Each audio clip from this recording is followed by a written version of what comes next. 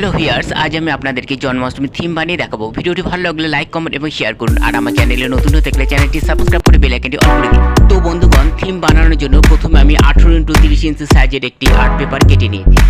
এবার আমি রুল পেন্সিলের সাহায্যে জলের ঢেউগুলি এঁকে নেব। আর্ট পেপারের সাহায্যে এর থেকে ছোট করতে পারেন এবং বড় করতে পারেন, তার জন্য কোনো অসুবিধা নেই। এই দেখুন জলের ঢেউগুলি আঁকা হয়ে গেছে। এবার আমি ওয়াটার কালার দিয়ে জলের ঢেউগুলি রং করে নেব। জলের ঢেউগুলি এমনভাবে আঁকতে হবে যাতে জলের ঢেউয়ের নিচের অংশটি একটু ডিপ এবং উপরের অংশটি একটু হালকা থাকে, এবং উপরের অংশে হোয়াইট কালার দিয়ে জলের বিন্দু বিন্দু এঁকে নিতে হবে। খুবই সহজ পদ্ধতিতে দেখাবো, ভিডিওটি না টেনে পুরো ভিডিওটি দেখতে থাকুন, তাহলে আপনারাও এই জন্মাষ্টমীর জন্য থিম বানাতে পারবেন।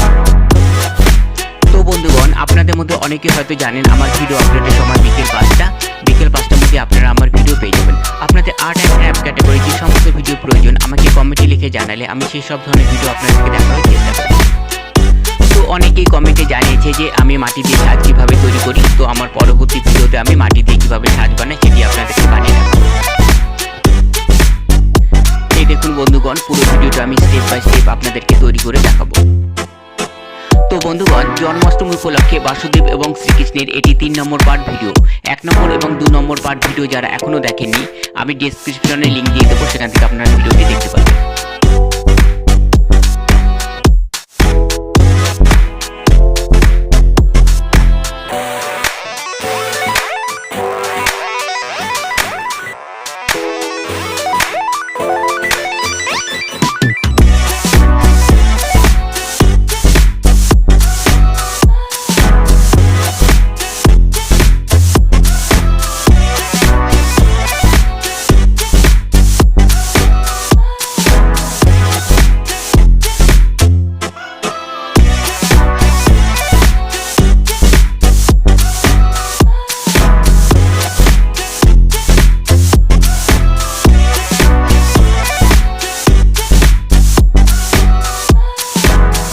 জলের উপরের অংশে হোয়াইট কালার দিয়ে আমি জলের বিন্দু বিন্দু এঁকে নেব, যাতে মোটামুটি সত্যিকারের জলের ঢেউ খেলানো মনে হয়।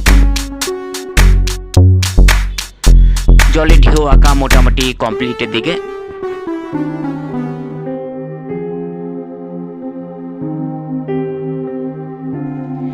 এবার আমি হোয়াইট পেপারের উপরে আকাশের মেঘ এঁকে নেব। মেঘের কালার বেশি ডিপ করা যাবে না, হালকা কালার রাখতে হবে।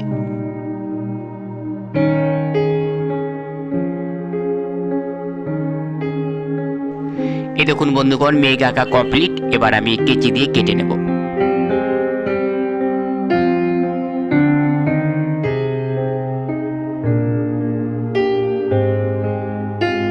এই দেখুন বন্ধুগণ, এইভাবে আমি অনেকগুলি মেঘ এঁকে কেটে নিয়েছি। এবার আমি বিদ্যুৎ এঁকে কেটে নেব। খুবই সহজ পদ্ধতিতে এঁকে কেটে নেব। তো বন্ধুগণ, পুরো ভিডিওটি আমি পেপার কেটে থিম তৈরি করে দেখাবো। এই দেখুন আঁকা কমপ্লিট। এবার আমি কেচি দিয়ে কেটে নেব। এবার আমি কাঠের পাতা দিয়ে 36x40 সাইজের একটি ফ্রেম বানিয়ে নিয়েছি বৃষ্টির রেখাকে বোঝানোর জন্য। এই বৃষ্টির রেখাকে আঁকার জন্য আর্ট পেপারকে আমি কেচি দিয়ে সরু সরু করে ছেটে নেব। এই দেখুন কাটাও কমপ্লিট। এবার আমি ফেভিকল আঠা দিয়ে আটকে দেব।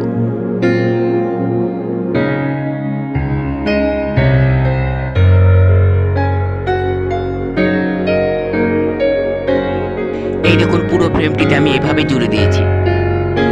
এবার বৃষ্টির রেখাকে ভালোভাবে বোঝার জন্য আকাশি কালার রং দিয়ে আমি মাঝে মাঝে আকাশি কালার করে নেব।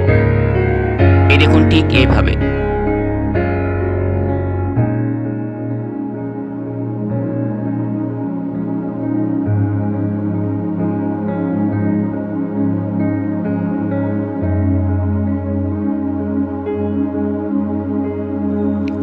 এই দেখুন বন্ধুগণ, পুরো ফ্রেমটি কমপ্লিট হয়ে গেছে। এবার আমি জন্মাষ্টমীর জন্য থিম কমপ্লিট করব।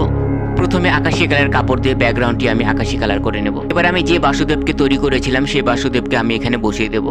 এবার বাসুদেবের যে অংশটি জলে ডুবে থাকবে সেই অংশটি আমি রুল দিয়ে এঁকে কেটে ছেড়ে নেব। এই দেখুন ঠিক এই অংশটি কেচি দিয়ে ছাড়তে হবে। এবার এখানে আমি লম্বা দাগ টেনে কেটে নেব।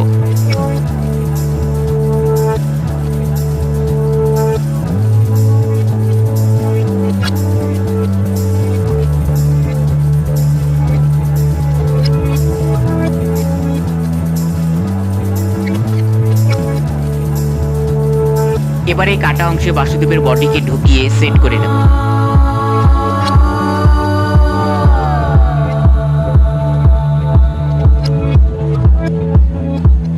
এবার আমি আর্ট পেপারটি পিন কাঠির সাহায্যে কাপড়ের মধ্যে আটকে দেব। এবার আর্ট পেপারের সামনের অংশটি উঁচু করার জন্য আমি জলের বোতল ঢুকিয়ে দেব। আপনারা যে কোনো জিনিস ঢুকিয়ে উঁচু করতে পারেন। এই দেখুন আমি এইভাবে করে নিলাম। শুধু আপনাদের বোঝানোর জন্য আমি এই জিনিসগুলিকে এইভাবে দেখালাম। এবার আমি যে মেঘগুলিকে এঁকে নিয়েছি সেই মেঘগুলিকে আমি পিন কাঠির সাহায্যে কাপড়ের মধ্যে আটকে দেব। এবার বিদ্যুতের চিহ্নটিও আমি আটকে দেব। এবার আমি বৃষ্টির রেখার যে ফ্রেম তৈরি করেছিলাম সেই ফ্রেমটিকে আমি সেট করব। এবার আমি শেষ নাকের মাথায় আলোর জ্যোতি দিয়ে দেব।